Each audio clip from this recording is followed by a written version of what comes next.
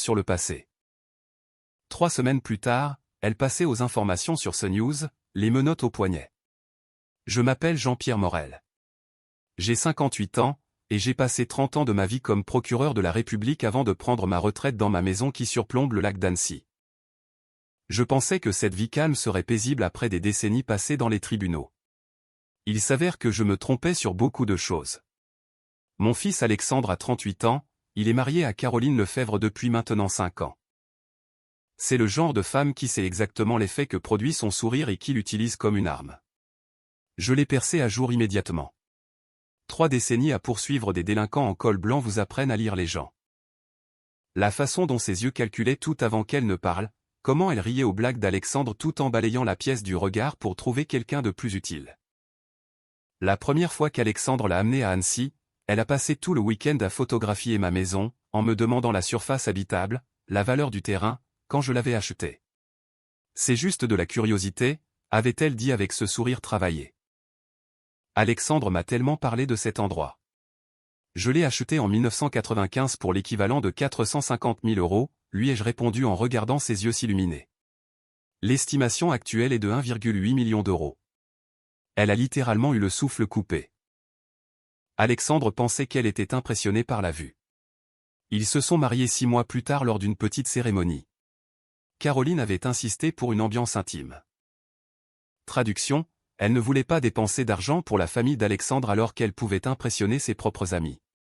J'ai quand même payé le dîner de répétition, 8 000 € dans un restaurant fusion à Lyon où les portions étaient plus petites que les prix. Les allusions ont commencé lentement. Des commentaires occasionnels sur le fait que les grandes maisons sont un tel fardeau à ton âge, Jean-Pierre. Des questions sur mon testament enveloppé dans une fausse inquiétude. Alexandre et moi voulons juste nous assurer que tout est organisé pour toi. La planification successorale est si importante. Elle a même suggéré que je déménage dans un appartement à Lyon, plus proche d'eux. Nous pourrions t'aider à réduire ton train de vie. Le marché immobilier autour du lac d'Annecy est incroyable en ce moment. Je souriais poliment et changeais de sujet à chaque fois. Alexandre est devenu un étranger.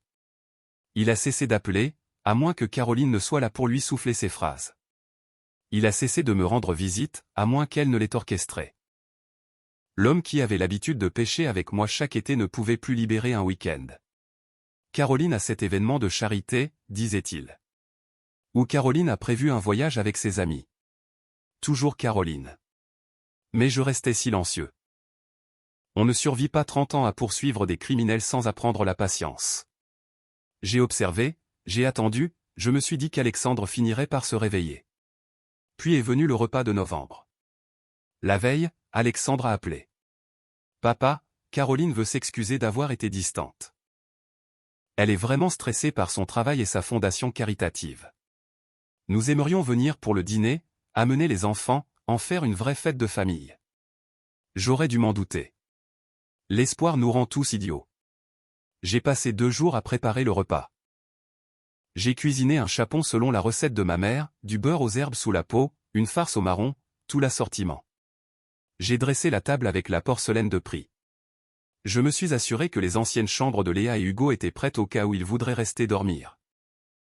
Ils sont arrivés en fin d'après-midi. Léa, 12 ans, et Hugo, 9 ans, ont couru les premiers, excités de voir le lac. De bons enfants malgré leur mère. Alexandre a suivi, portant un vin hors de prix. Puis Caroline, dans une robe de créateur qui coûtait plus cher que le loyer mensuel de la plupart des gens. Le dîner a bien commencé. Les enfants parlaient du collège. Alexandre m'interrogeait sur ma pêche. Caroline souriait et hochait la tête, jouant la belle-fille parfaite. J'ai fait l'erreur de mentionner Noël. Je pensais, ai-je dit en passant le plat de gratin dauphinois, que vous pourriez peut-être tous revenir pour Noël. Passer quelques jours ici. Les enfants pourraient faire de la luge si la neige tient. En faire une vraie tradition à nouveau. La température dans la pièce a chuté de 20 degrés. Caroline a posé sa fourchette avec un clic précis. Oh, Jean-Pierre, elle a prononcé mon nom comme s'il avait mauvais goût.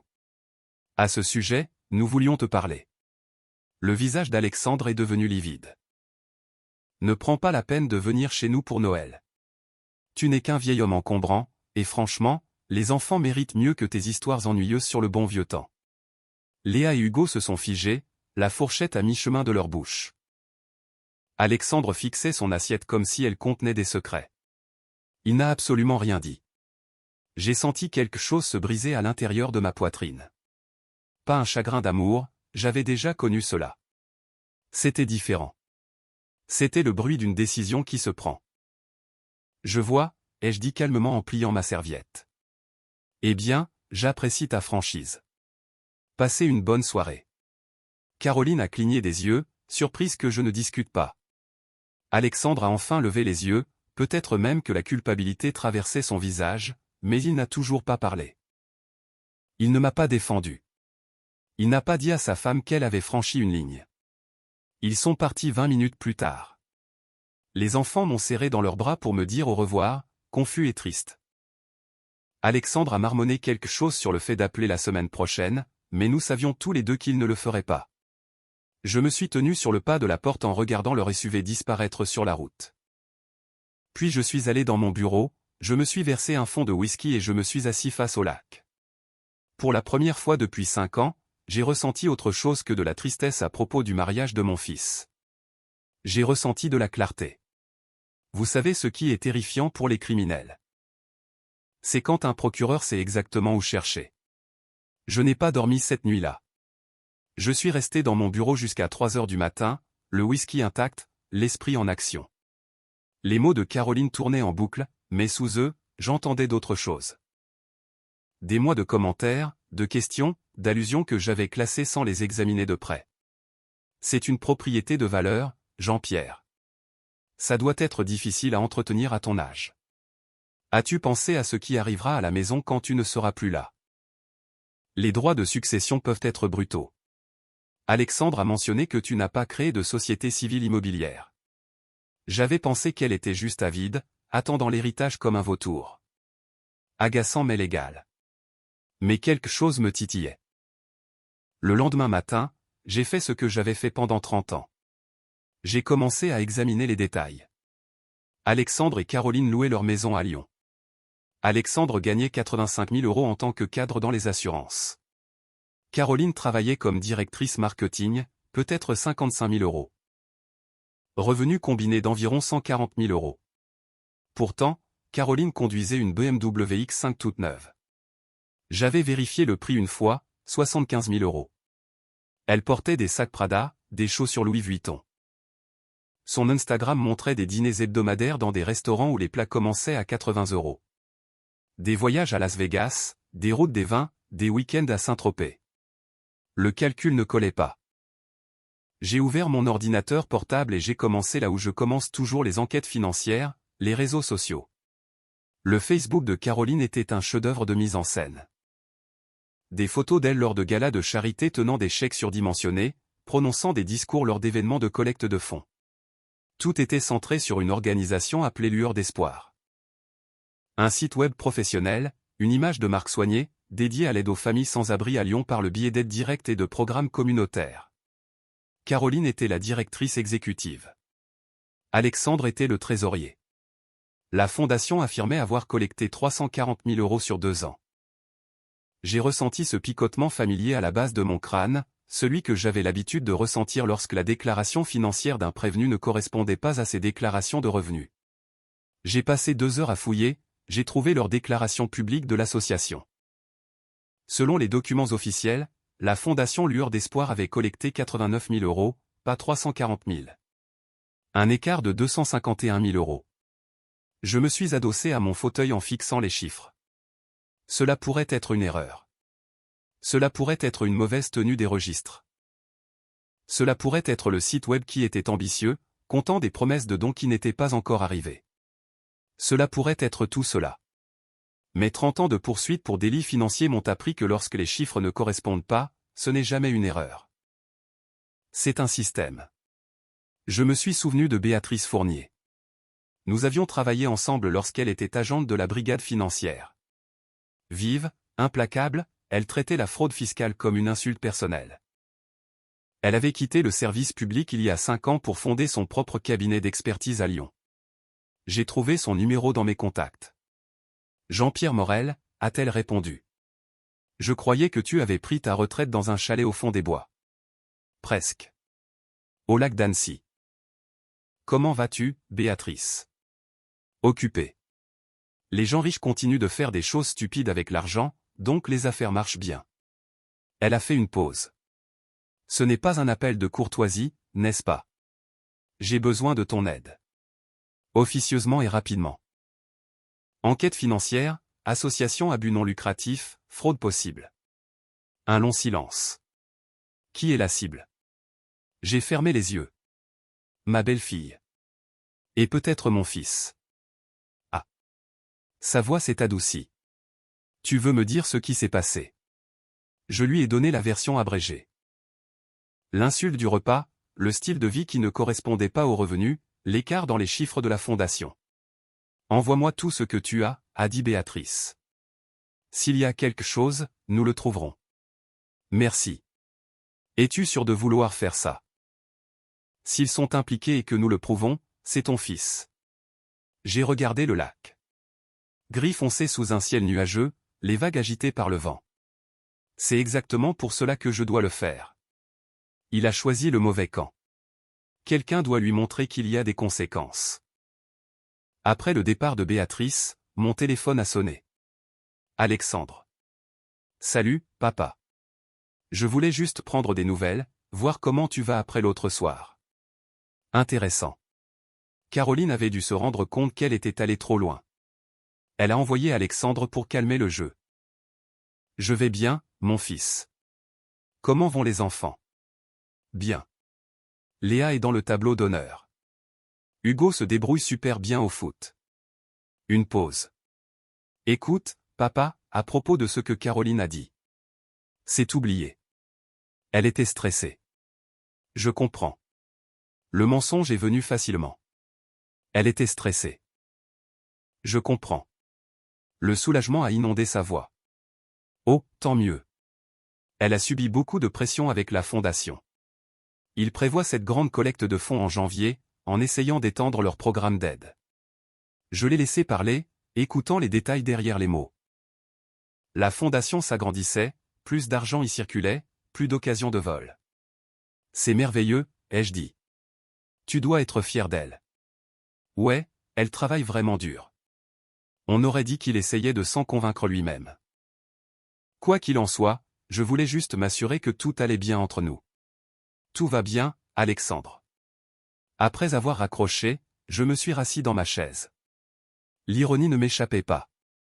Alexandre appelait pour faire la paix alors que j'étais en train de monter un dossier contre lui et sa femme. Mais c'est ça, le crime. Il semble toujours justifié pour les personnes qui le commettent. Une semaine plus tard, Béatrice s'est garée devant chez moi dans une Audi grise. Je l'ai accueillie à la porte. Elle avait bien vieilli, elle avait toujours ce regard acéré qui rendait les prévenus nerveux. Bel endroit, a-t-elle dit en regardant mon bureau. La retraite te va bien. J'ai versé le café et nous nous sommes assis.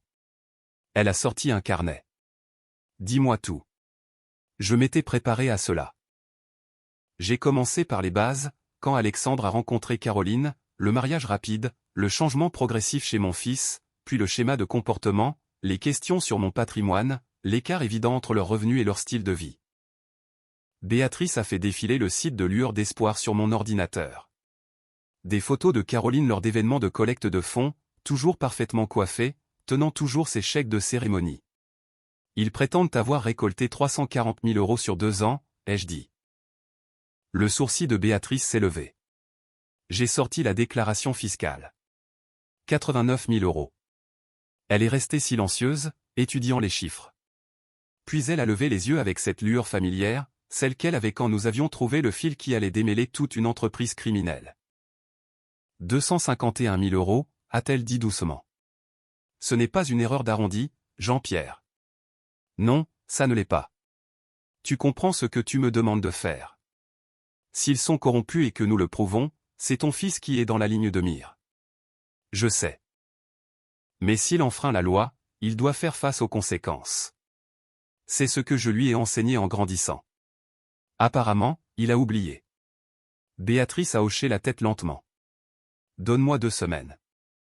Je vais fouiller dans leurs finances, tracer l'argent de la fondation, voir où il va réellement. S'il y a une fraude ici, nous la trouverons.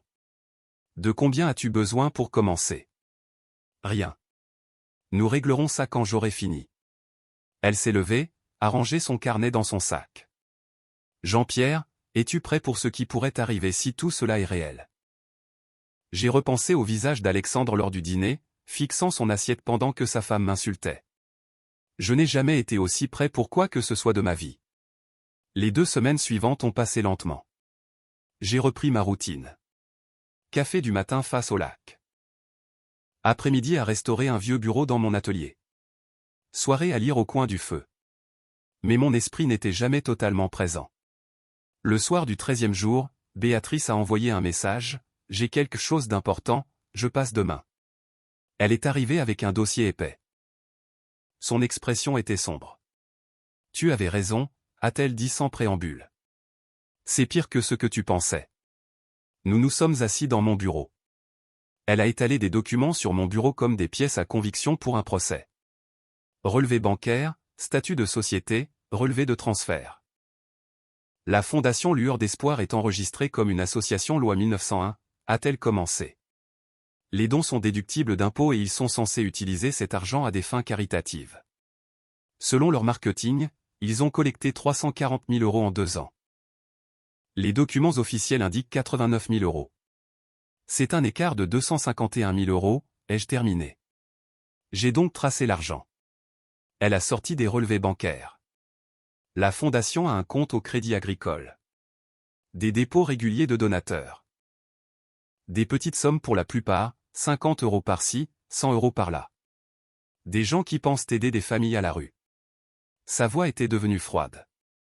Elle détestait ce genre de crime. Où est passé l'argent? Vers 3 sociétés écrans.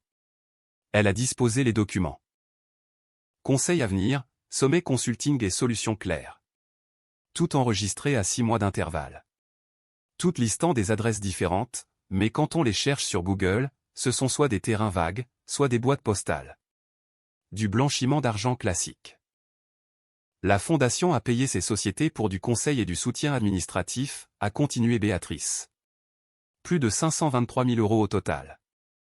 J'ai cligné des yeux. Plus que ce qu'ils prétendaient avoir collecté. Ils ont collecté plus qu'ils n'en ont déclaré.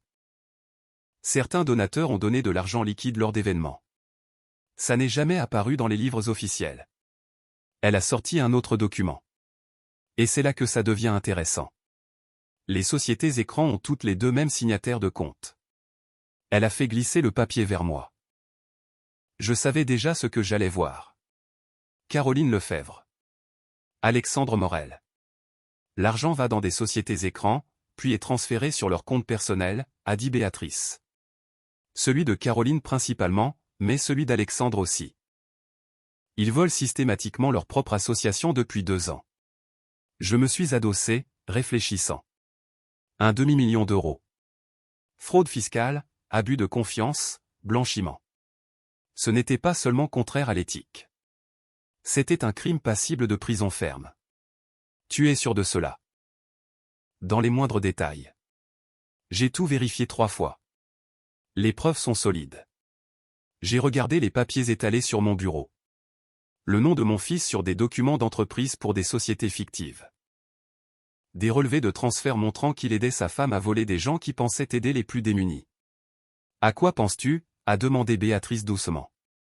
Je pense que j'ai passé 30 ans à mettre des gens en prison pour exactement ce genre de crime. Et si n'importe qui d'autre m'apportait ces preuves, je lui dirais qu'il a un dossier en béton. Et parce que c'est ton fils. Parce que c'est mon fils, ai-je dit lentement, je dois être absolument certain. Peux-tu prouver l'intention? Béatrice a sorti un dernier document, un email de Caroline à Alexandre, assure-toi que les transferts ressemblent à des paiements de conseil légitimes. Garde-les en dessous de 10 000 € chacun pour éviter les signalements automatiques. Nous devons être intelligents avec cela. Du fractionnement. Gardez délibérément les transactions sous les seuils de déclaration. Cela prouvait la conscience de la culpabilité. J'ai senti quelque chose s'apaiser dans ma poitrine. Pas de la colère, pas de la tristesse. Juste une certitude froide. Crime fédéral, ai-je dit. Fraude, blanchiment d'argent, probablement évasion fiscale aussi. Que veux-tu faire? J'ai regardé par la fenêtre. L'eau du lac était grise sous un ciel couvert, agitée par le vent d'hiver, froide, impitoyable. Combien de temps te faudrait-il pour compiler cela dans un rapport formel? Quelque chose que je pourrais présenter aux autorités. 3 jours, peut-être 4. Fais-le. Inclus tout. Chaque transaction, chaque transfert, chaque élément de preuve. Rends le dossier si complet que même un jeune procureur débutant pourrait obtenir une condamnation. Béatrice a étudié mon visage. Tu es sûr? C'est ton fils, Jean-Pierre. Il n'y aura pas de retour en arrière. J'ai pensé à Alexandre à 7 ans, pleurant parce qu'il avait cassé la fenêtre d'un voisin, insistant pour s'excuser, pour réparer son erreur avec son argent de poche. J'ai pensé à l'homme qu'il était devenu, faible, complice, aidant sa femme à voler les vulnérables. C'est exactement pour cela que je dois le faire, ai-je dit. Il a choisi le mauvais camp. Béatrice est partie avec son dossier de preuves, promettant de revenir avec un rapport d'enquête complet. Au cours des jours suivants, nous avons tout compilé dans un ensemble inattaquable. Relevés bancaires, documents d'entreprise, communication par email, même des photographies des réseaux sociaux de Caroline montrant des vêtements de créateurs et des restaurants coûteux, un style de vie incompatible avec des revenus légitimes. La fondation affirmait gérer des centres d'hébergement et des banques alimentaires. En réalité, il n'avait jamais géré un seul programme. Chaque euro donné était allé dans les poches de Caroline et d'Alexandre. J'ai écrit la lettre d'accompagnement moi-même, expliquant qui j'étais, mon passé de procureur, mon lien avec les personnes faisant l'objet de l'enquête. En précisant clairement que je n'avais aucune vendetta personnelle, juste le devoir civique de signaler des crimes présumés. Le soir où nous avons terminé, Béatrice et moi étions assis avec 2 dossiers épais, l'un étiqueté Direction générale des finances publiques, l'autre police judiciaire. C'est blindé, a dit Béatrice. S'ils ne donnent pas suite à ça, je change de métier. Ils donneront suite. J'avais travaillé avec des enquêteurs pendant 3 décennies. Je savais ce qui attirait leur attention. Fraude, blanchiment, évasion fiscale, le trio gagnant. Le lendemain matin, je me suis rendu à Lyon.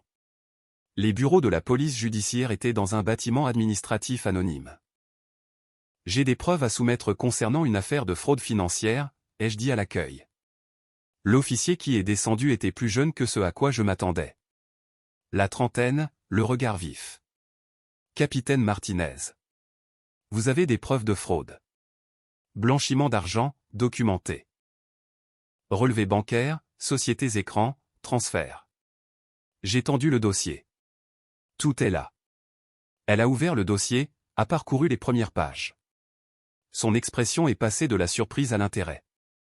C'est très complet. C'est vous qui avez soumis cela. Elle a regardé la lettre d'accompagnement, a vu mon lien avec les sujets. Votre fils et votre belle-fille. Oui. Elle a étudié mon visage.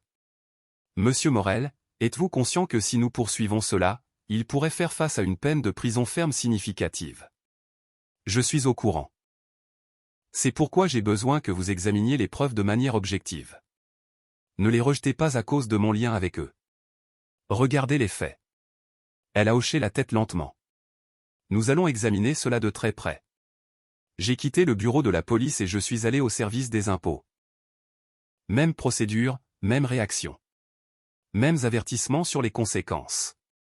La loi s'applique également à tout le monde, leur ai-je dit, y compris à la famille. Les 2 jours suivants ont passé lentement. Le soir du 2e jour, mon ordinateur a émis un signal sonore avec un email de la brigade financière. Monsieur Morel, votre soumission a été examinée et retenue pour enquête. Un numéro de dossier a été ouvert. Un enquêteur sera affecté sous 48 heures. 20 minutes plus tard, un autre email du service des fraudes, vos informations concernant une fraude présumée ont été reçues et sont en cours d'évaluation. Une enquête préliminaire a été initiée. Je me suis adossé dans mon fauteuil, regardant le lac. Le soleil se couchait, peignant l'eau d'orange et d'or. Belle soirée. Paisible.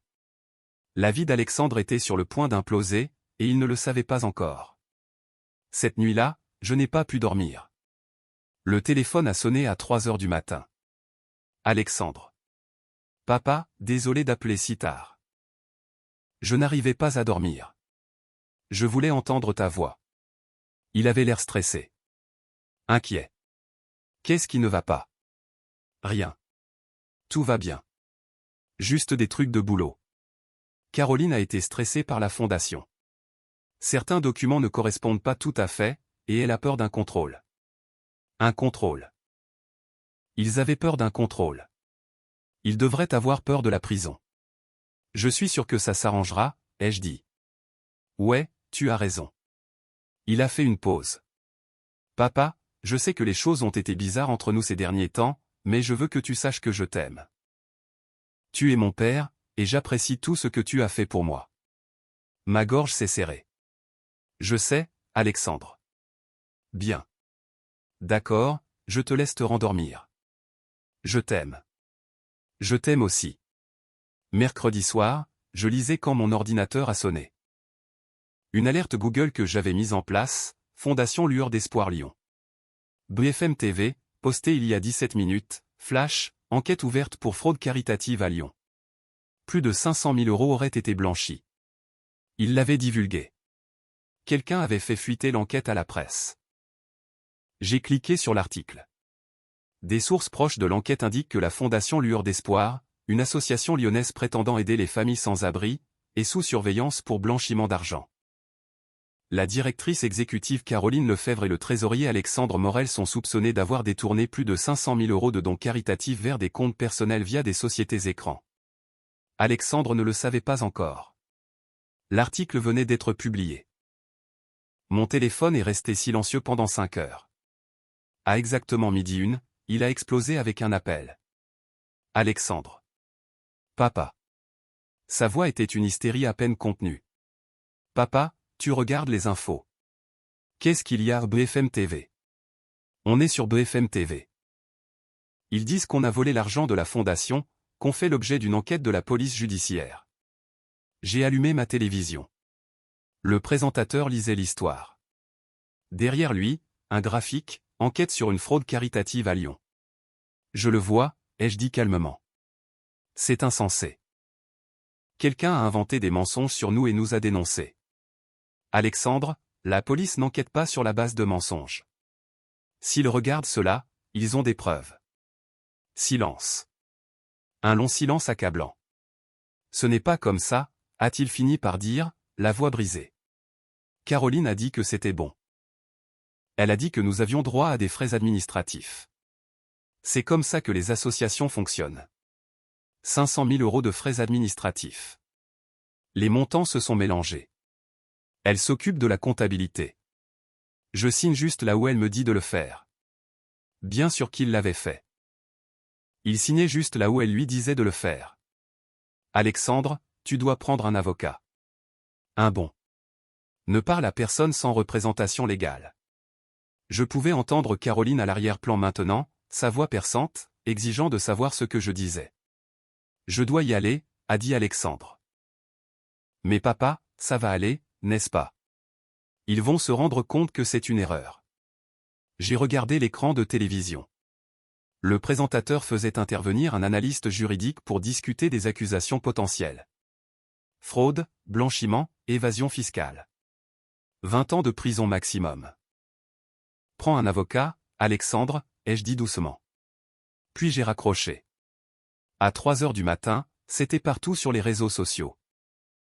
Quelqu'un avait compilé les posts Instagram de Caroline, sac de créateur, dîner cher, vacances de luxe, juxtaposés aux affirmations de la Fondation sur l'aide aux sans-abri. Cet après-midi-là, le dernier message d'Alexandre est arrivé, ils viennent nous arrêter demain. Le jour du réveillon de Noël. La police a appelé notre avocat. Papa, c'est toi qui as fait ça. J'espère que tu es content. Je n'étais pas content, mais j'étais certain. J'ai tapé une dernière réponse, tu as fait tes choix. Maintenant, tu assumes les conséquences. Rien de tout cela n'est de ta faute. Les enfants seront pris en charge. Je m'en assurais. Sa réponse fut brève, je ne te le pardonnerai jamais. Le soir du réveillon, toutes les chaînes en parlaient. Les arrestations à l'aéroport de Lyon-Saint-Exupéry, Caroline et Alexandre menottés, leur tentative de fuite vers Marrakech contrecarrée par les agents. 2 semaines plus tard, l'audience pour la garde. Les services sociaux ont vérifié que j'avais suffisamment d'espace, une stabilité financière et un casier vierge. Léa, 12 ans, et Hugo, 9 ans, ont emménagé dans ma maison. La mère de Caroline ne m'a presque pas parlé quand elle me les a confiés. C'est votre maison maintenant, leur ai-je dit sur le pas de la porte avec leurs valises. Vos chambres sont à l'étage. Vous pouvez les décorer comme vous voulez. La première semaine fut brutale. Léa pleurait la nuit. Hugo errait comme un fantôme. Mais progressivement, une routine s'est installée. Les trajets pour l'école, l'aide aux devoirs, les histoires du soir. Le 4e soir, Hugo est apparu à la porte de mon bureau. « Pourquoi as-tu fait ça ?» a-t-il demandé. « Tes parents ont enfreint la loi, volé l'argent de gens qui essayaient d'en aider d'autres. Je ne pouvais pas laisser cela continuer. Mais c'est ta famille. » Oui. Et ça a rendu la chose encore plus difficile. Mais l'amour ne signifie pas laisser les gens faire du mal aux autres. Il a hoché la tête lentement. Le lendemain matin, il a mangé tout son petit déjeuner. Janvier a apporté l'audience de condamnation. Alexandre a pris 4 ans. Caroline en a pris 8. Plus 261 500 € chacun en restitution. Ce soir-là, je l'ai annoncé à Léa et Hugo pendant le dîner. La fourchette de Léa a heurté son assiette. 8 ans. J'aurai 20 ans quand elle sortira. Elle a pleuré, de grands sanglots de colère. C'est de ta faute. Je n'ai pas discuté. Je l'ai laissée être en colère. Elle avait 12 ans. Son monde s'était effondré. Finalement, Léa est montée à l'étage. Hugo m'a regardé. Est-ce qu'ils l'ont vraiment fait? Oui. Ils ont volé des gens qui essayaient d'aider les pauvres. Il a hoché la tête, s'est remis à manger. Le lendemain matin, Léa est descendue, plus calme. Papy. Maman a appelé depuis la prison. Elle a dit que tu avais inventé des documents parce que tu étais fâché à cause du repas de novembre. Ce n'est pas vrai. Chaque document était réel. La police ne les aurait pas arrêtés sans preuve solide. Est-ce que tu les détestes? Non. Je suis déçu, mais je ne les déteste pas. Est-ce que tu nous détestes? Jamais. Nous sommes restés là, serrés l'un contre l'autre, pendant que mes petits-enfants pleuraient les erreurs de leurs parents. Les mois ont passé. Léa a rejoint l'équipe de volley. Hugo joue au foot. Nous rendons visite à Alexandre chaque mois à la prison de Valence. Il est différent, sobre, il suit des cours, il affronte ses faiblesses. Un matin de printemps, Léa a levé les yeux de ses devoirs. « Papy, tu peux m'aider avec ce problème d'algèbre. » « Bien sûr, ma puce. » Par la fenêtre, les rires d'Hugo résonnaient alors qu'il jouait avec Scout, le golden retriever que je leur avais pris. Dehors, le printemps arrivait au lac d'Annecy. La glace fondait, la nature reprenait ses droits, la vie continuait malgré tout. J'avais détruit la liberté de mon fils pour préserver la justice. J'avais perdu ma famille pour sauver mes petits-enfants. J'avais choisi la loi plutôt que le sang. Et je le referai. Parce que certaines choses comptent plus que le confort. Certains prix doivent être payés. Certains sacrifices sont nécessaires. La justice m'a coûté mon fils. Mais elle m'a donné la chance de sauver mes petits-enfants pour qu'ils ne grandissent pas en pensant que le crime n'a pas de conséquences. Que la loyauté familiale signifie protéger les méfaits. Que l'argent compte plus que l'intégrité. Dehors, Hugo a appelé, « Papy, viens me lancer le ballon. » Je suis sorti sous le soleil printanier. J'ai lancé le ballon pour Scout. J'ai écouté le rire d'Hugo. J'ai ressenti la chaleur du soleil et la certitude froide que j'avais fait le bon choix. Ce n'était pas du pardon. Ce n'était pas de la rédemption. Ce n'était même pas la paix. Mais c'était la justice. Et parfois, j'avais appris en 58 ans, la justice est tout ce dont nous avons besoin. Cela doit suffire. Parfois, le plus grand acte d'amour est de devenir le méchant dans l'histoire de quelqu'un d'autre, parce que protéger les innocents compte plus que de préserver des mensonges confortables. La vraie famille, ce n'est pas le sang qui protège le sang des conséquences, c'est apprendre à la génération suivante que l'intégrité a un prix qui vaut la peine d'être payé, même quand ce prix vous brise le cœur.